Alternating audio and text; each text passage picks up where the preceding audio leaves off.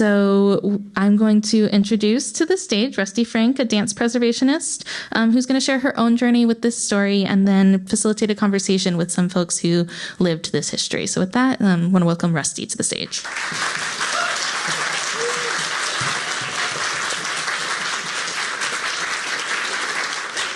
Thank you, Joy. Well, I called two of my friends before coming over here because I was so excited, and they said, here's our advice. Take a moment, breathe, and look at everybody so that I'm in the moment. So, okay. Thank you, Joy, once again. I've been dreaming about doing this program at this museum for 5 years. So it's a really big deal to me that we're all here today. So I actually want to thank each and every one of you for coming today. Thank you. Yes, you did it. Okay, now, when I go to a program, I always kind of like to know how it's going to pan out so that I can put what I call money in my patience meter. Okay, so I wanted to let you know how it's going to go. This is an hour-and-a-half program. The first half hour is me talking to you with beautiful slides explaining the history of how it came to be that June and Takayo met in camp when they were 10 years old. So that's the first half hour. Then I'm going to bring them up on stage and interview them about their experience. And then the last half hour is questions and comments from all of you. All right, we'll use whatever time we need for that. Okay? You good? Patience meter? Yeah, okay. All right. So I want to begin by telling a story. I'm a professional dancer, a dance preservationist, and a dance teacher. In 2017, I took a jazz dance class for myself. This was a very special class. It's taught by renowned choreographer Walter Painter, and it's filled with students, many of whom are showbiz veterans from Broadway, TV, movies, even some Fosse dancers. That should, a little ooh, yeah. And I was the youngest in the class by as much as 25 years. Sometimes we'd go out to lunch after, and it was always fun hearing those old showbiz stories. As I'm a dance preservationist, I love hearing those stories, and I always ask a lot of questions. At one of these lunches, I happened to be sitting across from two of the students in the class, lovely Japanese-American ladies, Takayo and June. I overheard them saying they were 85 years old and had known each other since they were 10 years old. First of all, I couldn't believe they were 85. I mean, look at them. They were so youthful, exceptional, and filled with a positive life spirit. Second of all, 75 years? They've been friends, besties, BFFs for 75 years? So I naively asked them how they first met. And they looked at me and smiled and said, in camp. My heart stopped because I knew at that moment they didn't mean summer camp. They meant America's concentration camps during the U.S. World War II. So not long after that lunch, I got asked by the Santa Monica Library to do a program about swing music and dance in the camps. And I thought, well, I know a lot about swing music and dance, but I really don't know much about the Japanese incarceration. Then I remembered years ago, I had met a woman who had been a teenager at Manzanar, and she had told me all about the dances in camp and how she had had fun in camp. So I wondered if Takayo and June had memories of swing dancing and music in camp, and would they let me interview them? Well, June and Takayo took me under their wings and on a journey that has been quite incredible. They let me interview them. They took me to the Santa Anita racetrack where June and her family were incarcerated in a horse stall for 6 months. They took me here to the Japanese American National Museum and walked me through the camp exhibit, pointing to pictures of themselves in the exhibit. And they took me to the Day of Remembrance and so much more.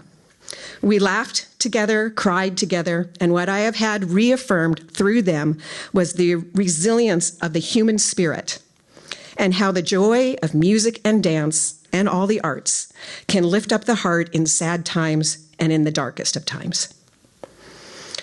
As a dancer, I personally know this phenomenon. I have experienced it and I see it every day with my students. I think I have some of my swing dance students here. You can raise your hands. There they are. Okay, so let's do a little test with all of you. Okay? I want you to just take a moment and see how you feel right now. Just feel it. In a moment, I'm going to show you a 2-minute clip that I edited together, filled with dance and band clips to one of my favorite swing songs, Sing, Sing, Sing. See how you feel while you're watching it. And finally, when the clip finishes, measure the difference of how you feel now and how you feel when the clip is over. Are you ready?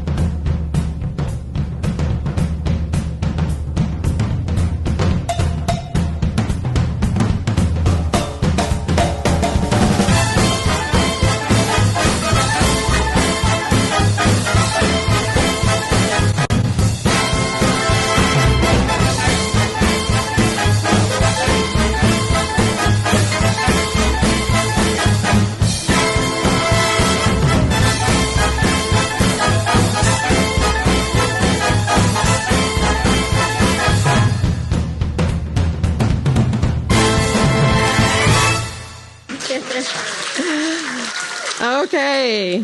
Well, how do you feel? A little bit elevated? Yeah. Okay. Great. Well, now let's take that journey together and see what this meant to a group of people in a time gone by. As I've mentioned, I'm a dancer and definitely not a World War II historian. So when I started doing the research, I realized how much I didn't know. And I figured there might be a few of you out there in the same boat. So let's begin with a very brief overview. Racism and xenophobia began far before World War II. In fact, beginning with early immigration legislation like the Chinese Exclusion Act of 1882. When the Empire of Japan attacked the United States on December 7th, 1941, at the Pearl Harbor Naval Base in Hawaii, it also launched a rash of fear about national security, especially here on the West Coast. This, combined with economic competition, distrust over cultural separateness, and long-standing anti-Asian racism, turned into a disaster for Japanese Americans in the manifestation of Executive Order 9066, issued by Franklin D. Roosevelt on February 19, 1942.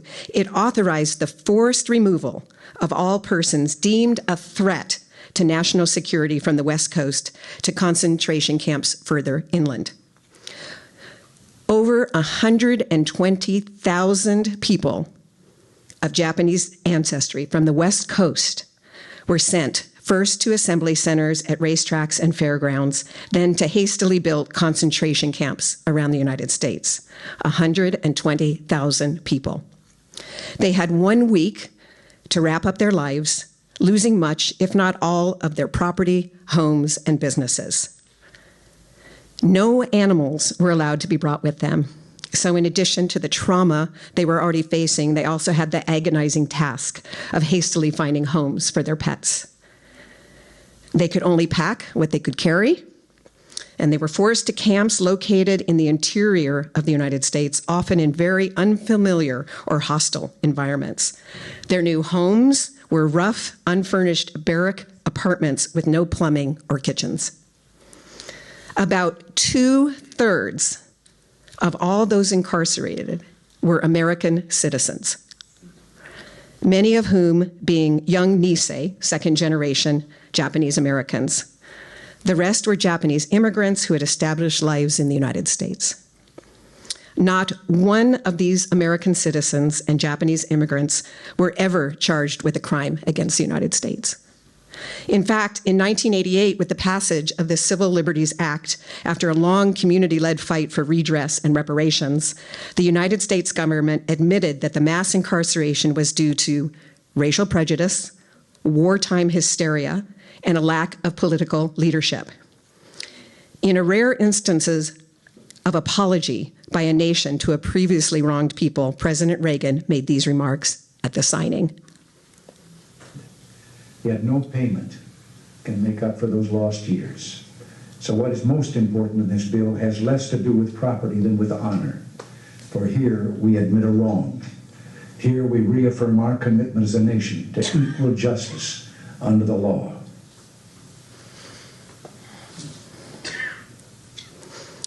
Before meeting June and Takayo, I thought there was only one camp, Manzanar, was all I had heard about. But they told me they had met in Rohwer, Arkansas. So I started doing some digging, and what I learned was that there were 10 camps. Here's a map of those camps.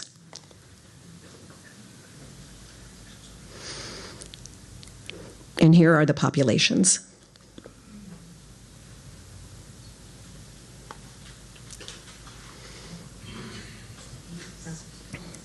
Now we know there were at least 75 locations where people of Japanese descent were imprisoned during World War II. In hearing June and Takayo's stories, I kept trying to imagine personally what it was like to lose just about everything, to be told to pack only what you could carry, to know not where you were going or for how long, and all of this while being American citizens. Takayo told me that when she was a little girl, she dreamed about her first train trip. She loved the song Sentimental Journey. And she dreamed about that and her first train trip, traveling all dressed up with little gloves on. And wouldn't you know it, that her first train trip was being sent to prison camp in Arkansas. In looking through those archives, I found pictures and movies of people getting ready to go to camp, and looking into those spaces, it all came alive to me. The one that gets me the most is the little boy at the end of the video you're about to see. He's getting off the bus, following those in line in front of him, and seeing the camp for the first time. He's trying to be so brave, but he looks around wondering what is happening to his life.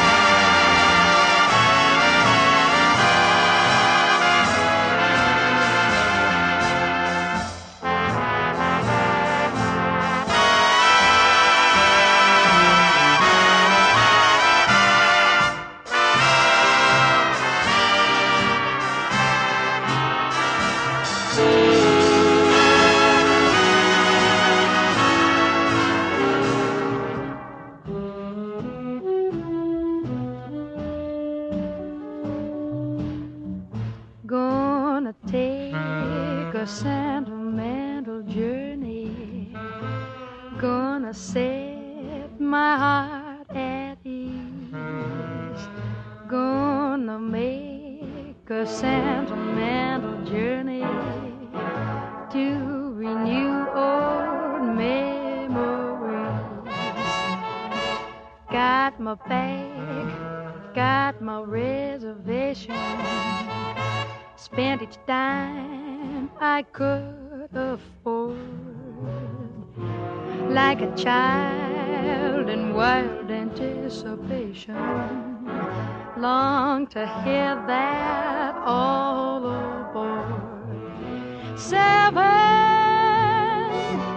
that's the time we leave at 7. I'll be waiting up at heaven, counting every mile of railroad track that takes me back. Never thought my heart could be so yearning. Why did I decide to roam? Gotta take that sentimental journey, sentimental journey home, sentimental journey.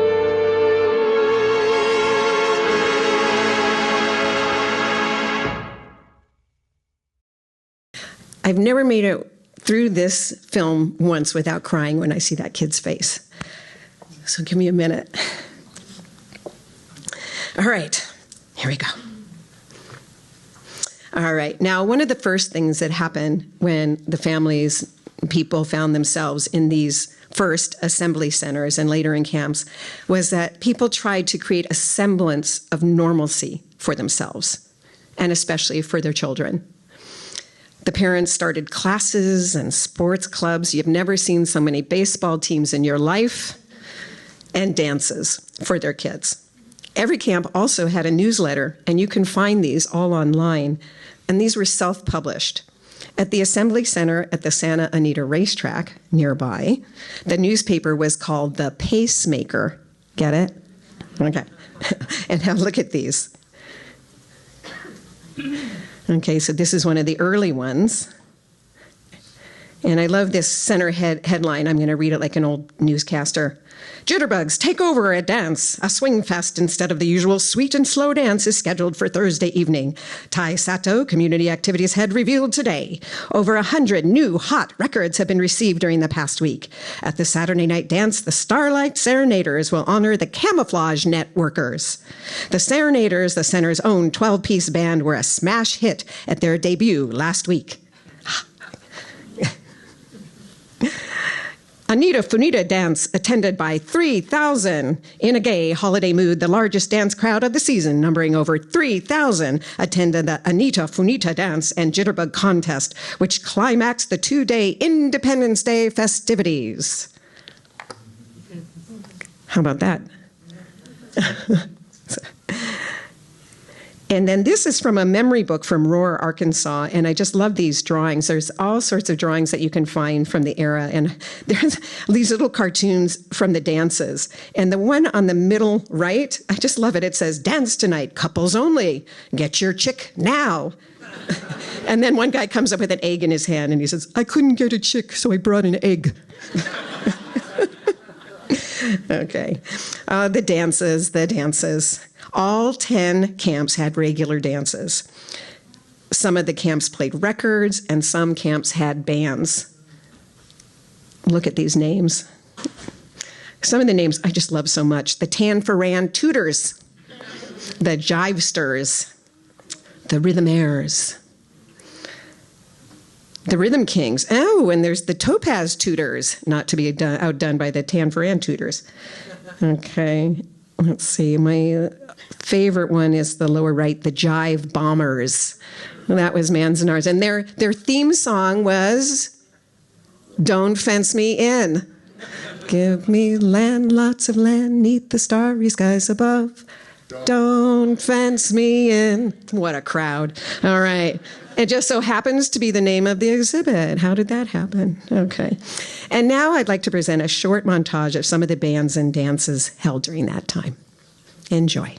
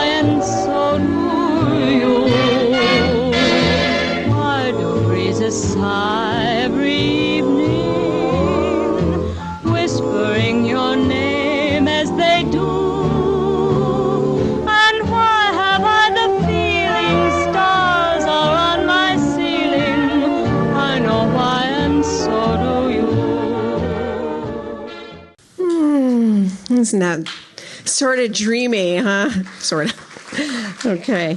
Now, for years, as I mentioned, I've been working on this program for over 5 years, and I've always just thought there's got to be some footage. Like, there just has to be some footage, not just pictures.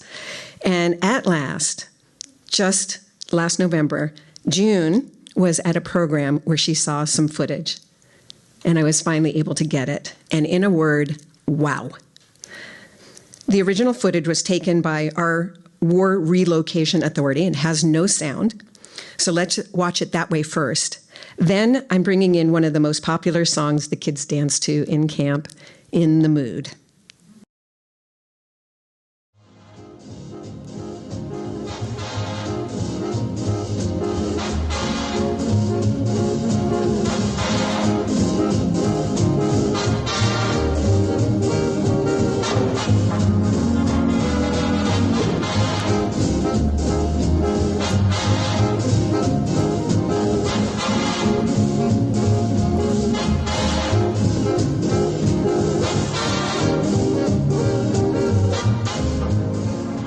Wow, I was so excited.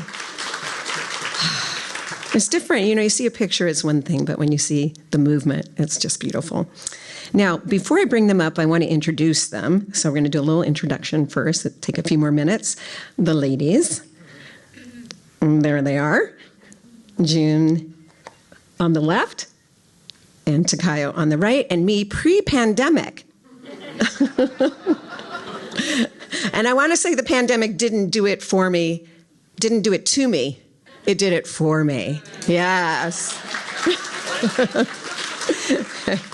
Okay, so this is from January 7th, 2018, and it's the first interview I did with them about their experiences. And this is where they began their education for me. They took me to the Japanese American National Museum, where they took me through the camp exhibit, which is there, and I hope you all go see it today.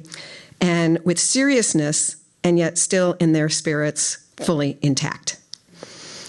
And always the spirit of joy and style. They took me to the the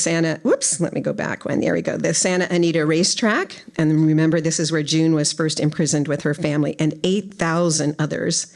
This was called the Santa Anita Assembly Center. She walked us all around and showed us where they ate, where they bathed, and the horse stall in which she and her family were forced to live for 6 months. There was a horse there, a thoroughbred. She got to pet it. She showed me where they had classes, religious services, and dances. And after all these years, meeting at 10 years old, always smiling, and enduring friendship of 75, now 80 years. After a very short time, I realized I wanted to give them a gift, something that shows the life force of women who have persisted against so many odds. So I gave them this necklace with the message, "Nevertheless, she persisted." They had become my heroes and inspirations. Their first meeting. I asked June and Takayo how they met, and they answered, baton twirling. I said, what? Baton twirling?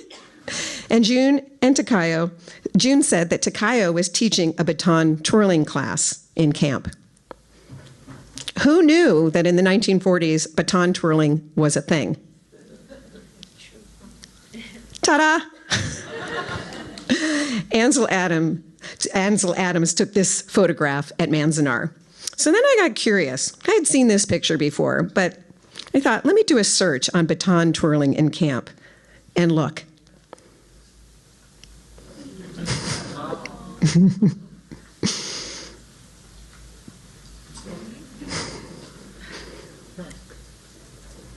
But wait, there's more. And now, the baton twirling queen of Rohwer, Takayo.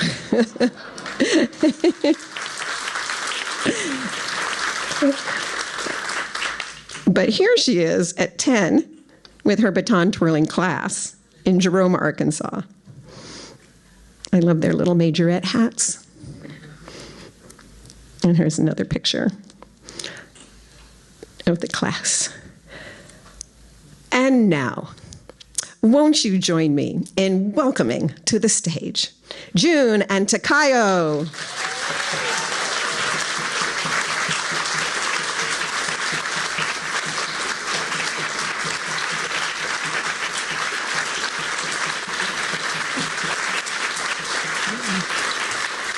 And here they are. And I realized with my fabulous tech, with my fabulous tech crew, we forgot that I have to go over and sit there with my computer. Can I do that without unplugging everything, or should we rearrange the chairs? Jeff?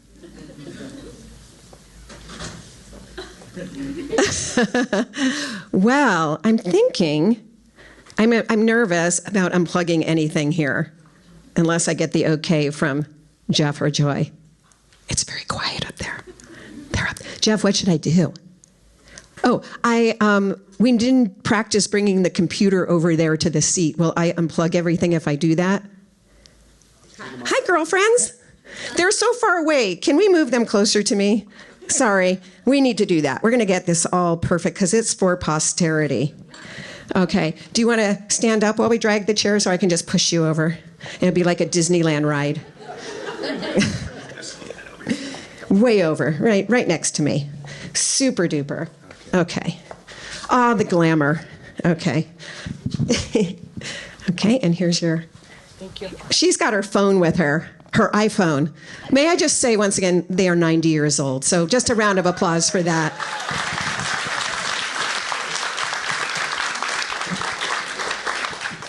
I'm so nervous. Okay, we're back. Everybody doing good? Yeah? Okay, great. All right. So this is your picture up there. That's the two of you. And so let's start with June. Okay, June. This is you. Can you see yourself up there? You got to twist. Oh, you can see it there? Okay. What are you dressed for there? And is this before camp? Yes, that was when I was 7 years old. I'm taking Japanese dancing lessons from Fujima Kansuma. Can everybody hear her? Yeah. Who says no? Fuji. There we go. She knows how to use a microphone. Fujima Kansuma was my dance teacher, and that is a picture of me dancing at Kawafuku restaurant here in Little Tokyo. And is she still alive? No. Oh, okay. She passed away at 104 about a month ago. Oh. But she was teaching to the very last day. Wow. Okay, now here's a picture of you with your family. Yes. We lived in Hollywood, California. My mother, my father, my sister, and my brother. We lived on John Street in what they call the Virgil District back then.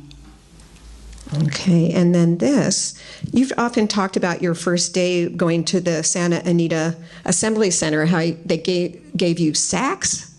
Yes, they gave us each a pillowcase, and they told us to go to the haystack and fill it with the hay, and that was our mattress that we slept on, and we dragged it to our room, or horse stable, and they showed us where we were going to sleep. My mother, my father, and I slept in the back part of the stable, and my sister and my brother slept in the front section, which we called the living room.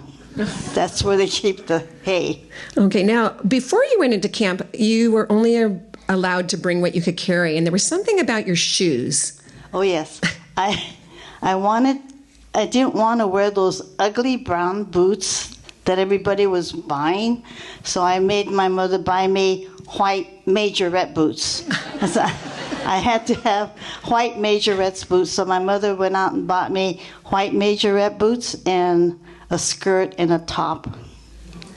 That just amazes me. And my brother had to have pachuco pants, so he had a lady make his pants, corduroy pants, slim at the bottom, so that he could be in style in camp.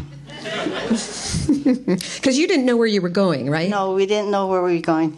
They just said to meet at, I think it was 7th, near Old Chinatown, and we got on a bus, and they didn't tell us where we were going, and our parents didn't know where we were going either. And tell about the way you first found out. You were with your sister, right, walking home from a movie? Yes. We had gone to see a movie, Pinocchio, at our local theater. And we were walking home when we saw the posters, the EO 9066 posters, on all the telephone poles by our houses. And my sister said, when she read it, it said aliens and non-aliens, which meant citizens. And she said, they can't put us in camp. We're American citizens. I know my civil rights. And she was 1 month from graduating from Belmont High School. And so she said, they can't do this to us, so I'm not going to camp. But my mother and father said, well, if you don't go to camp with us, who's going to take care of us? And who's going to take care of you if you stay outside by yourself? So she reluctantly went to camp with us. And that's her in the top row? Yes. Okay. And your brother with his Bojangles shirt. In camp, they had basketball teams, and his team was named Bojangles after the black tap dancer, and they put on dances, and they had the basketball teams, and it was called Bojangles. And I said, how did you get that T-shirt? And they says, I guess we had it printed outside. And So Bojangles, for those of you who don't know, is the famous tap dancer Bill Robinson. If you've seen some of the old black and white movies, you've seen him. Okay, now here's another picture. Is that you? Yeah, that's in camp. Even as desolate as the barracks were, our parents right away started growing flowers, vegetables, plants, and that's in front of our barrack. My mother grew morning glories and night glories, and the Japanese call hyotan, which is gourds, and she planted strawberries and green onions. Before the camp was closed, I think everybody had a victory garden. And this is at your camp, Yes. the guard towers and the barbed wire.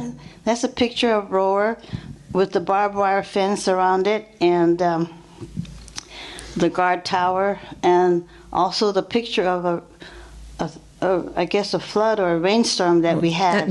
That'll be the next slide. Sorry. Just look at. Yeah. She's looking at my computer, and it's just the one right here. Right. Okay, but you told me that eventually the guards understood that you children were not a threat. Oh yes.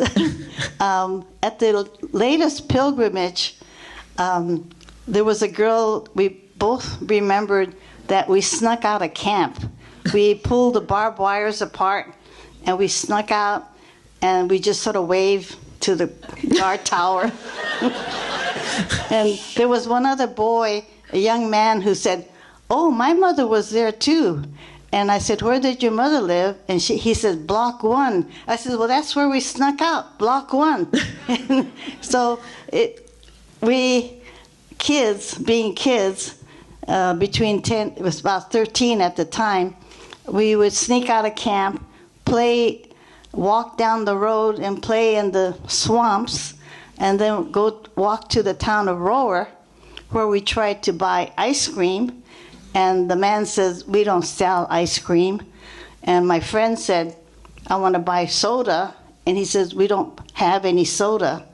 And we thought, "Oh, we could get that in camp, but you can't get it out here." So we felt sorry for the young kids in Rohwer. Yeah, okay. And now, is this is one of the barracks in Rohwer? Yes. Okay. And now you can see it's very desolate there. It's not, these places were really out in the... We were surrounded by forests and one end of the camp, and a lot of the old men, well, I shouldn't say old, our parents would walk out to the forest and bring back stumps of wood, and they would start carving beautiful artifacts out of these stumps of trees. And so, and sometimes they would get lost. But oh my goodness! Now this is the flood that some of the weather you were talking about, the extreme weather. And here's a picture of people. I think that's flood. And were there mosquitoes? Oh yeah, lots of mosquitoes. And I, being the youngest in the family, I was spoiled. So my mother, my brother, my sister said I could have the mosquito netting. So I got to sleep under mosquito netting, and they all suffered from mosquito bites. Okay, now here's a picture of you in camp, in class. Yeah, that's our 5th grade class. And you're the second from the left in the second row from the top. And we had very good teachers in camp. The teachers were hired from like Arkansas, Mississippi, Oklahoma, and they were very, very good teachers. And we had some Nisei teachers also. But the boys were very bad. They would get mud balls and throw it at us girls walking to school and walking home from school. They would throw these big mud balls at us. Did you ever find out why? Yeah, we had a reunion, and these same boys that threw mud balls at us were now wearing suits and had white hair. And I said, "Why did you throw those mud balls at us?" And they said, "Because we liked you." Time never changes. Okay. All right. Now this photo, it's around 1945, and I think you're about going to be 13. Oh yes, that was my 13th birthday in camp, and I think my sister sent me a dress. My sister had already left camp. If you were a young person and accepted in a school, you were able to leave camp with a Quaker family being your sponsor. So my sister went to St. Paul, Minnesota, and my brother went to Chicago, Illinois, to work. Okay, now before he went to Chicago, there he is, Mr. Zoot Suit. Yeah, that's him in his zoot suit. I asked him the other day, "Do you still have your zoot suit?" He said, "No." I said, "What happened to your hat?" He says, "I don't know." Aw, yeah. Tell how he got that hat. That's kind of an interesting story. Oh yeah, he was working for the commissary in camp, so they had to go out and buy ice every day in McGee, Arkansas. So being from camp, they were the last to be waited on. So they went to the town to play pool and see a movie. And walking around, he found the zoot suit hat, so he bought it. But what was so sad was that was the first time we really came upon Jim Crow prejudice in the South, where Japanese people, like my brother and my father, had to sit in the white section, not in the colored section. And my father was so astounded because he thought, I'm an enemy alien living in a prison camp, and yet I am treated better than a black person, African American, in the South. And that was really the first time we came across prejudice like that. Yeah. Now here is you dressed up with a lot of other girls. Yes. They didn't let us learn the Japanese language in camp, but they did let us entertain the older people with Japanese dancing. So we all took Japanese dancing classes or shamisen lessons or singing, and we didn't have any books, so we had to memorize everything. And that's a picture of the Fujima Kansuma dancers going to Jerome to entertain.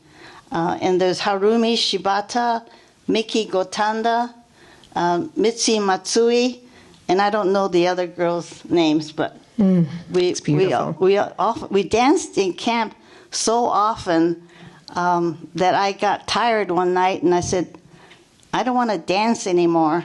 And I was kicking and going like this and crying, and after I had my fit, my mother and my teacher said, "Okay, are you okay now?" I said, "Okay." So go up and dance. Okay. Aww. Now, this picture is so interesting to me. Can you tell people about this picture?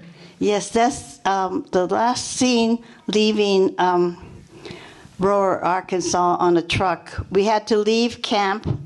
They gave us $25 and a train ticket to wherever we wanted to go. And our family went to Denver, Colorado. And that was the picture of us riding on the truck, and that was the last scene leaving Rohwer. And it was sad because we were leaving all our friends and people that we had become close to during those 3.5 years in camp. And then after camp, whew, look at you. So here you're modeling for Howard Greer fashion show at Romanoff's in Beverly Hills. At one time. And I bet you didn't know this, but you have the Nisei Week Festival Queen of 1954. And there she is. Well, we had queen contests in camp too, so later on I'm going to mention some of the queens in camp. Okay, and here you are. I know. And now it's time to meet Takayo. So thank you, June. Okay. Now, there you are. Okay. And now here's a couple pictures of you as a little teeny kid. Where did you grow up, Takayo? In a little place called Hardwick, California. And I'm sure you never even heard about it. It's the closest town, I guess, was Hanford. And from what I understand, it's now, soon there will be no more Hardwick. It's going to be part of Hanford. Okay. And here you are with your family, some of your family. Yes, on the farm. 1936. And then here you are in a kimono in 1939. Okay, and this is your school picture, grade 3 and 4. So it looks like are you the only Japanese? Sitting right next to the teacher on the left. That cute little face. Okay, now I wish there were a picture in camp of June and Takayo, but there isn't. But I do like to imagine this is them. It's Takayo. She's the tall one. Yes. For a minute. And she's with her friend Jay Tsunami. And that's in Jerome. And that's where, so first you were sent from your home to an assembly center. At first I went to Fresno Assembly Center and then to Jerome, Arkansas. And then when Jerome closed, to Rohwer, Arkansas. So what was the Fresno Assembly Center? First, I was lucky, Fresno Assembly Center. We lived in a barrack. There was one other girl. I had 3 older sisters, my mother and father. And then when we got to our room, I noticed there was one extra girl. And I asked, who is she? And it's just, she was a Japanese by birth, but she had been adopted as an infant by a Caucasian family. But since she was Japanese, she had to be in camp.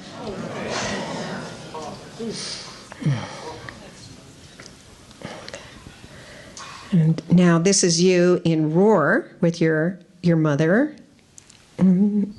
Yes, and my memory's so bad I don't remember the names. Now here is something really fascinating to me about your mother. Okay, this is your mother, and it looks like she's teaching an art class.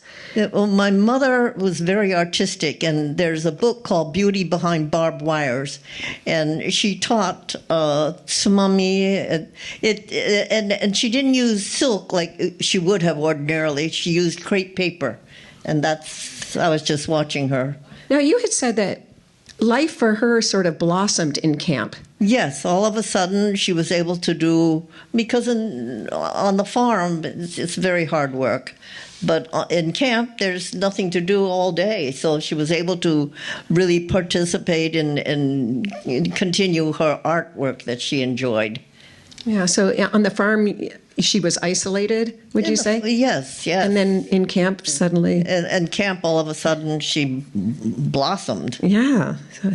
So, all right. And this is you in front of your family barrack. Yes. And we know it because it has the address on it, 2990. There you are with your cute shoes. How many? Block 29. Now, there's a lot of swing dancers in the audience. How many of us girls would love those shoes? They're so cute. How did you order shoes from the Sears catalog? Or Montgomery Ward and Sears. Those were really the big catalogs, and I used to love looking through it. Did you bring majorette boots in also? Yes, I bought majorette boots. I had my baton, and then I taught baton twirling lessons, and that's how June and I met. And here's another picture of you in front of your family barrack. Couple pictures. Uh-huh. Look at that sweet face. Yeah. And now after camp. So you left and you went to Chicago, correct?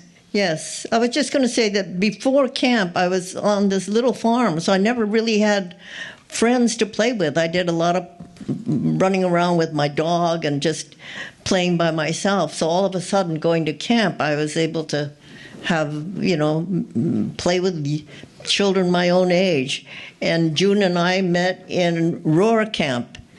And even though we lived in different states for many of the years growing up, we always got together. At one point, she was living in Denver. I was living in Chicago, lived in New York. But somehow, when we got together, it was like no time had ever passed. It was just wonderful. Okay, now. And I have to tell you, that's where Takayo and I did Japanese kabuki. And that's how Takayo learned kabuki. Yes, if I hadn't gone to the camps, I would never have become an actress. And even though I was a child, they had me playing adult roles, and I was speaking not in ordinary Japanese, but stylized. Ooh, Takayo, hold on 1 second. I actually have a slide for this. Just a second. Hold that thought. Okay. Okay, so you just described that you had become an actor.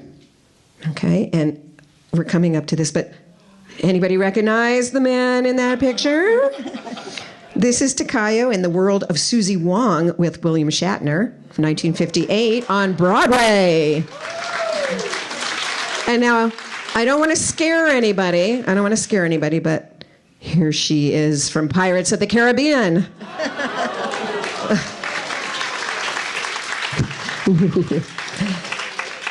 And I love this picture so much because it's autographed. Can you read it? Dearest June, with all my love, Takayo. Yeah. Oh. Okay, and now the only picture of the two of them. So this is what they were starting to talk about. And this was the performance group. And wait 1 second, June, hold that thought. There's one more picture, and we just found it. Here they are together. Now, okay, can you describe that picture? This is where you were talking about the... Well, Takayo got her acting bug in learning how to speak kabuki in camp. And I want you to hear what she had to say. Oh, if you were just speaking Japanese normally, you might say, Yura-san ka watashi o mae ni mori tsubusare. But I was doing kabuki, so it would be, Yura-san ka watashi o mae ni mori tsubusare.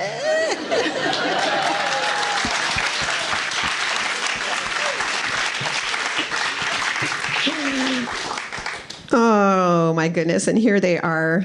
So I love this picture so much. I mean, every time we get together, it's like this love between them. And now they've welcomed me into their lives so beautifully. Now, I have a couple of questions for you before we open it to the people. There were two phrases that the parents used, and one was gaman. Can you describe what that means to everybody? Well, I think most people here know gaman, shikata ga nai, and makenaide. Makenaide means never give up. And I think our parents really emphasized those values to us in camp, that you don't give up and you keep on going. I think that was... And what does shigata ga nai mean? Can't be helped. It is what it is. And so being in camp, it is what it is. Just make the best of it. My parents were always grateful for everything. Mm-hmm. And I never heard my parents complain. They just went along with the program. And I never heard my parents complain either. Yeah. And what about that, the gaman? What does that mean? It means to stay in strength, to keep up your strength. Mm-hmm. And it's okay. Be patient. Yeah, never give up. Come on. So when you were in camp, what were you didn't have plumbing or a kitchen in your barracks. So where'd you go eat? We had mess halls. Every block had a mess hall, and we ate with our friends. We didn't eat as a family, so part of the family structure was gone. because we were so busy playing with our friends, and I guess my mother and father ate with themselves, and my brother ate with his friends, and I ate with my friends. So we were so busy playing. I think family life, as it were, kind of went by the wayside. Nobody stayed in their rooms. We all played outside, and we all there were so many things to do, so many places that they had classes for us, they had crafts for us.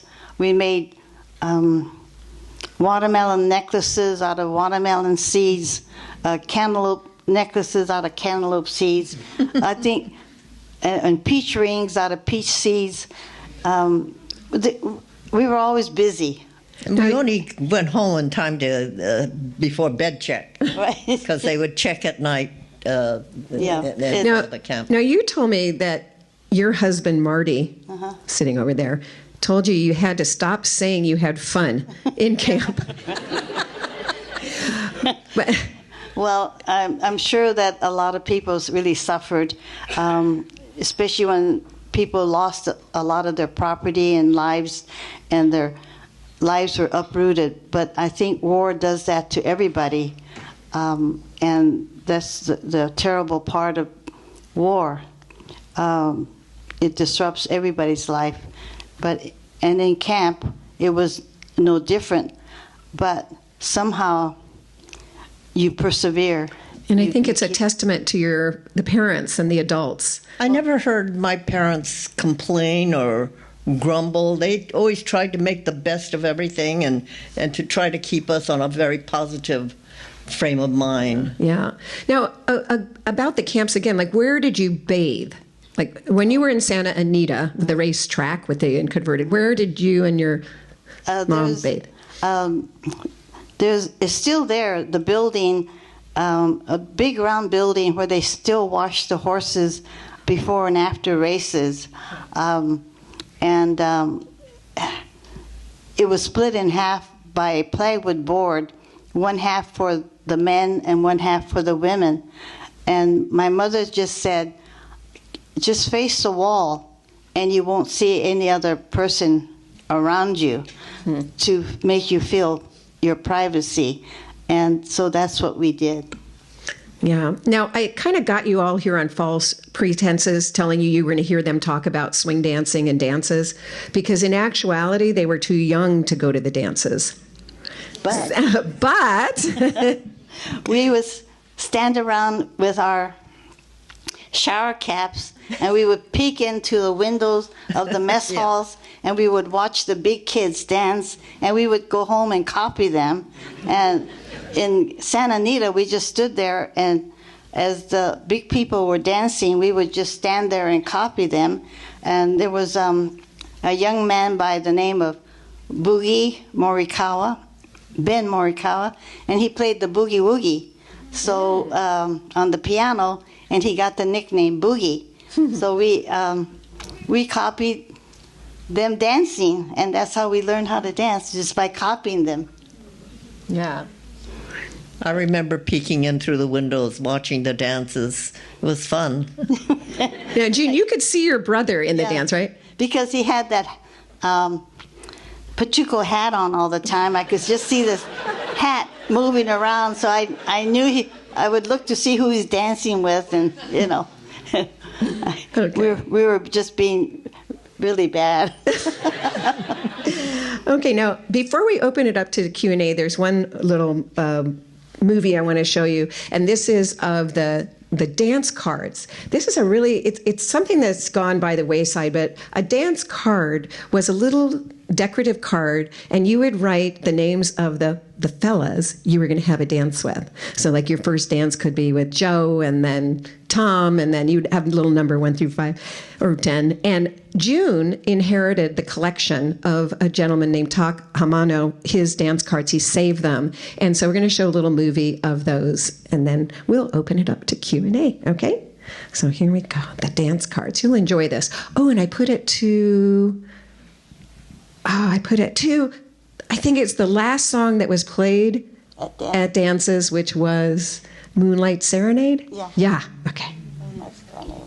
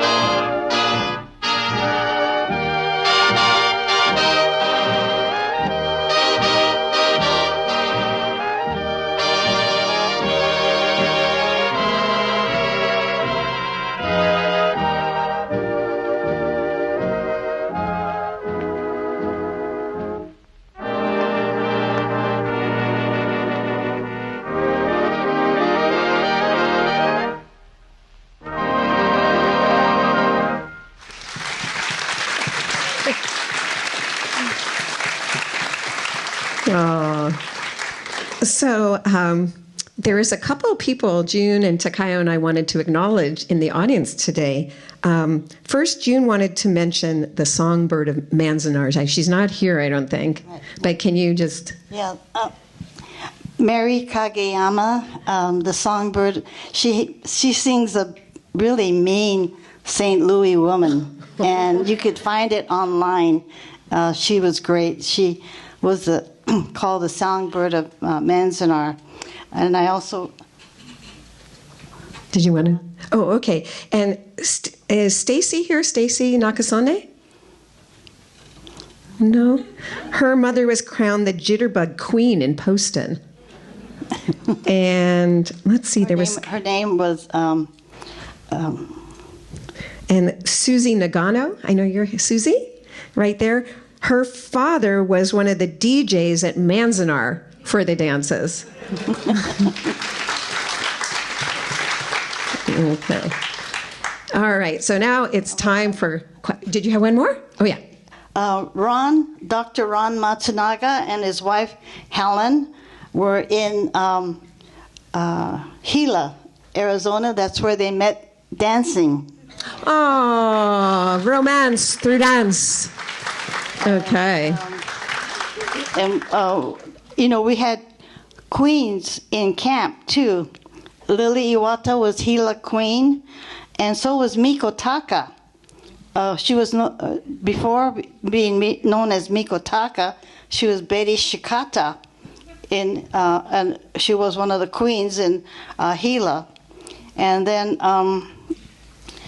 excuse me, Yuri Amemiya was a dancer that taught in camp, and she went on to New York to become one of the Martha Graham dancers. Oh, yes. And also, Michiko Iseri taught Japanese dancing in Heart Mountain and went on to New York to dance with Yul Brynner as a choreographer for The King and I.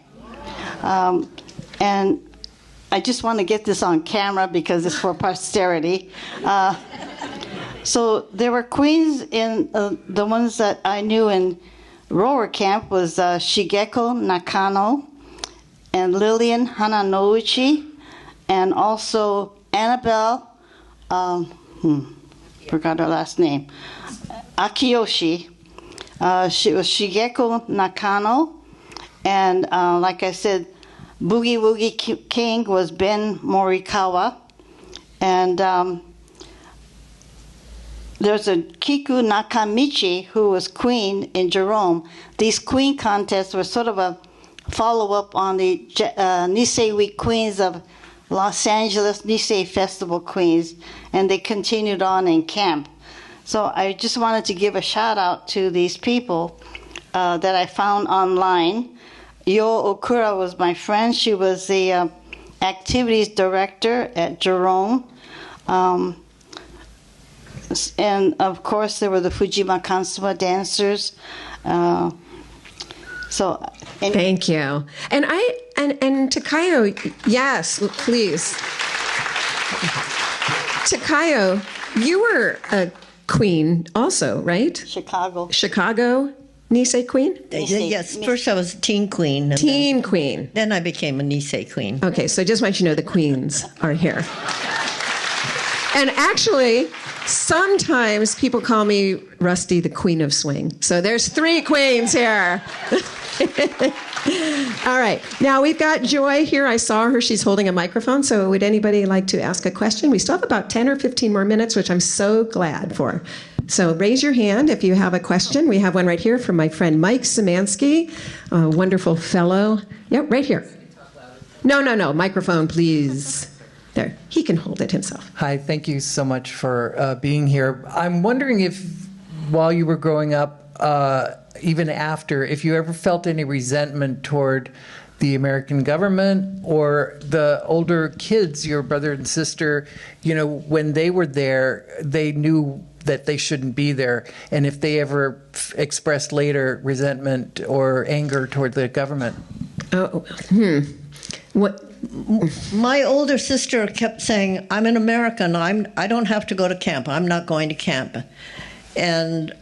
But I never heard her actually saying anything mean after. I mean, she accepted afterwards that she was Japanese, had Japanese blood in her, so she seemed to accept that. But yeah. I know that before she was really quite verbal about not having to go, and that she was American, and she had very strong feelings about that.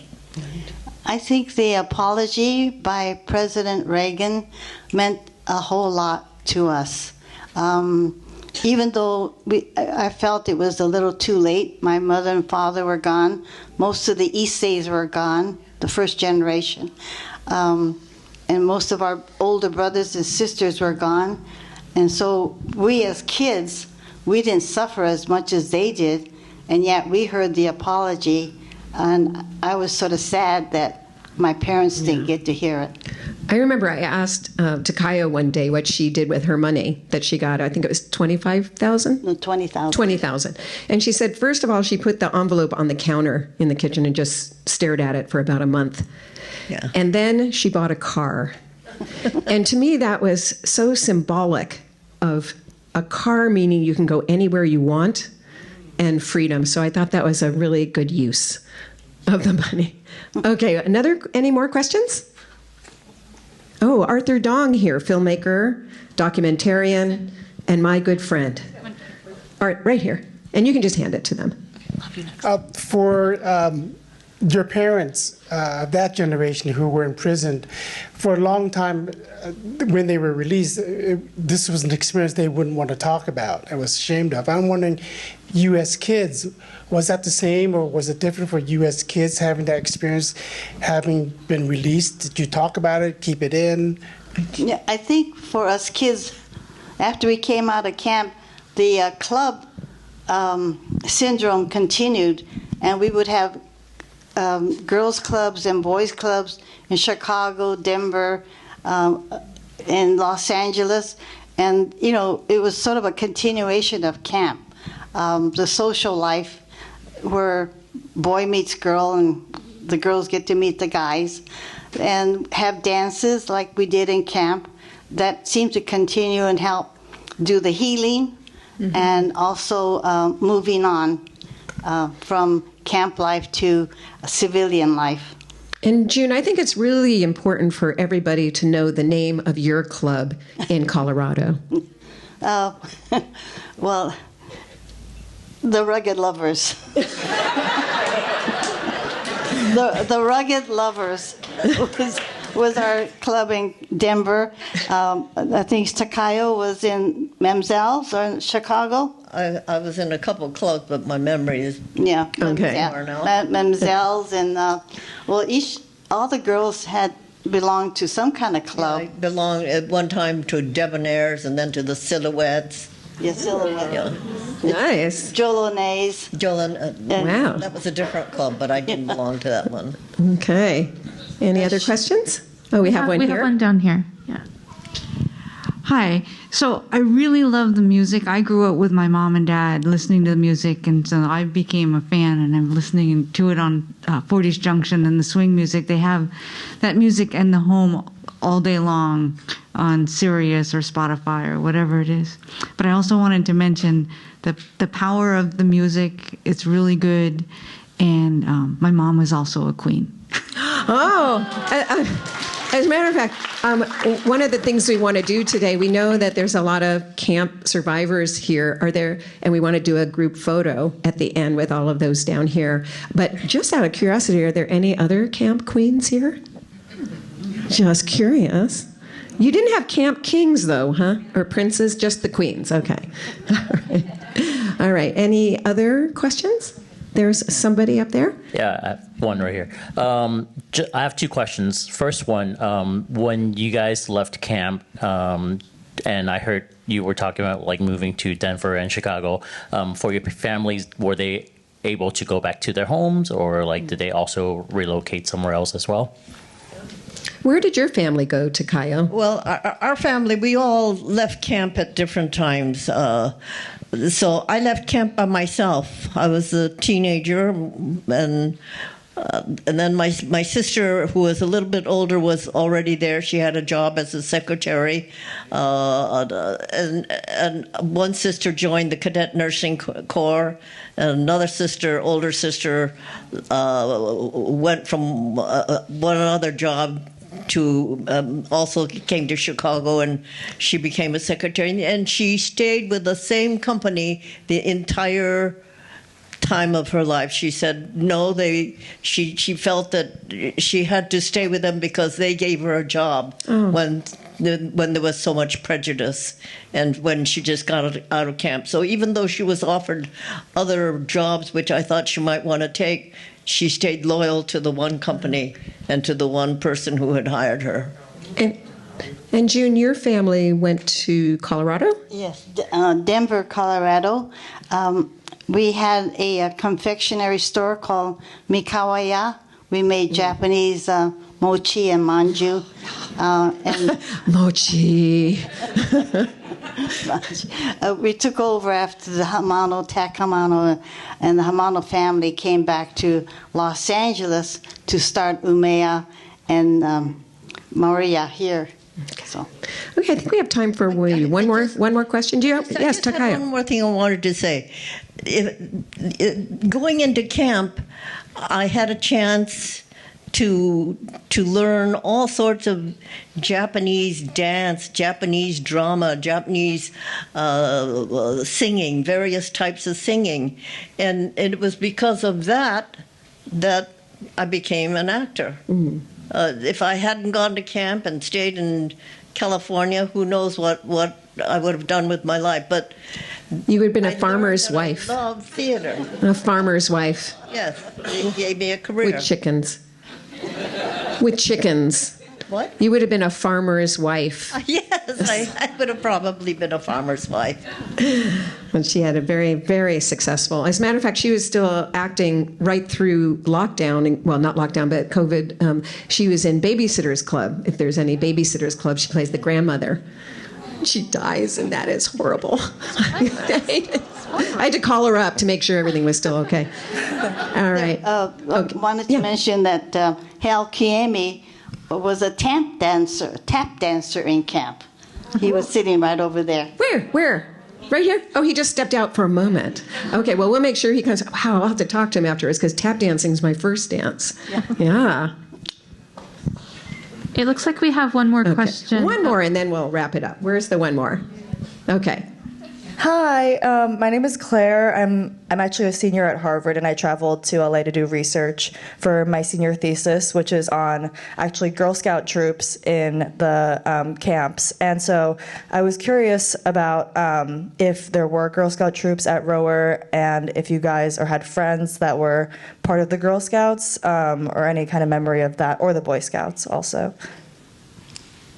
I wasn't in the Girl Scout, but Keiko Nimura, she had pictures of being in the Girl Scouts in Heart Mountain. Mm-hmm. I think it was very popular. Yeah. Before the war, we had to go to Japanese language schools, and we hated it. And so when the wartime came over, they said, no more Japanese language classes. So we said, yay! But then that left time for us to do other things like learn Japanese culture, the dances and kabuki and playing Japanese instruments. So it was weird that we learned more of our culture in camp than we did if we were here outside. If you had any last words to say to everybody, June, about just facing life, what would you say? Be kind.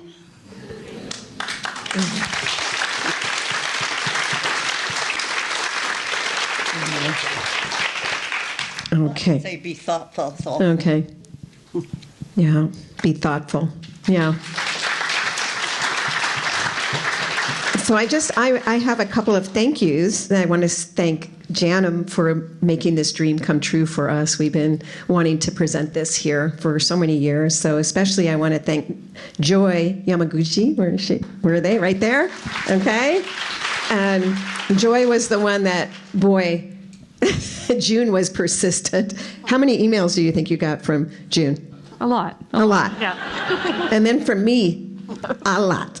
Okay. You know, one of the things they say about me, they say, what I like about you, Rusty, is that you're pushy, but nice. So, yeah. So in this case, I hope that I was there. And I want to also acknowledge somebody who's not here today, Emily Anderson. She's ill. She was traveling and just got, airplane flu or whatever it is. But she curated the wonderful exhibit of Don't Fence Me In. So make sure that sometime today, remember your ticket today includes admission into the museum. So make sure you go into the museum and see it. The museum is not huge. You'll be able to just wander through. I want to thank Jeff. Jeff, can you hear me? Thank you, Jeff. Jeff is a tech fella today, and he had a very nervous Rusty Frank because I'm a dancer, not a technical wizard. So this was really. I also want to thank all the volunteers with the museum. Thank you for all your work that you do. Okay. And I really, really want to thank, all of you for coming. Okay, thank you for bearing witness. I think this is what I want to say, for bearing witness of this story. And I want to thank June and Takayo in a little special way, And so I have my friend Betty up there. She's going to come down here. You two, oh no, it's happening. I'm crying. You two inspire me so much with your resilience, but your joy. You've been through it. You've been through ups and downs, and you always are strong and joyful. So I would like to present these roses to the queens. Thank you, Betty. I mean, you should have roses, walking around with roses all the time. So thank you, June, and thank you, Takayo, for trusting me to share your story. That's what's so important. Now, thank you. Yes, now, before we finish it out, I want to say that across the street is such an amazing thing is about to going to happen. You've just heard the story about how music and dance can lift your spirits. You felt it when I showed you the clip. But now we're going to have a dance across the street. This was really important to me when I pitched this story, the program, because I wanted all of you also to feel what it's like. And now some of you may say, but I don't know how to swing dance, Rusty, so I'm not going to go. But I want to tell you right now, I'm going to be teaching an absolute beginner class. So you have no excuse. Okay, I will make it fun for you, and you'll learn how to do a little bit of swing dancing. And so we've got a big band. It's a 18-piece big band called no kidding around here. It's the Fabulous Esquires. And just to tell you a little bit about them, they are a nonprofit organization whose goal it is to teach young people how to play this beautiful music. And they have a few professional musicians and then young people who get to sit in and feel what it feels like to sit in a saxophone section or a rhythm section. So they're special and wonderful. The band's been going for over 55 years, and it continues to bring in young people. Yes, a round of applause for. So we're going to give you like a half-hour break before that starts, so you can like wander over. And then you can just see some things. But the class will start at around 2:05, 2:06. Something like that. So be there for that. And the other thing is we have 30 taxi dancers for you. Do you know what a taxi dancer is? You hail, hey, you, a taxi dancer, you hail your taxi, but it's a dancer, and they're going to be wearing little name tags that say their name, and it says, ask me to dance. Okay, so some of them are here. Raise your hands. Maybe you can have the house lights up a little bit. I know some of them are here. Raise your hands. Stand up. Let's just have you stand up. Stand up if you're one of the Stand up. Stand up if you're one of the dancers. Okay. They're so cute. Kawaii desho? Yeah, okay, so they're here. All right, so I think the last thing we want to do is take the group picture. Yeah, well, I just want to first say, can we get another round of applause for Rusty, June, and Takayo?